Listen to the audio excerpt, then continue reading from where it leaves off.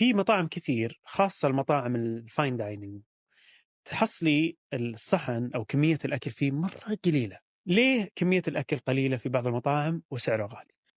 هو أنت ما تروح عشان تشبع، هو تروح عشان تاني مرة تعيش خبرة، والخبرة لو حتاكل تخيلوا عشان تشبع حتحس عندك تخمة وتبي تروح تنام.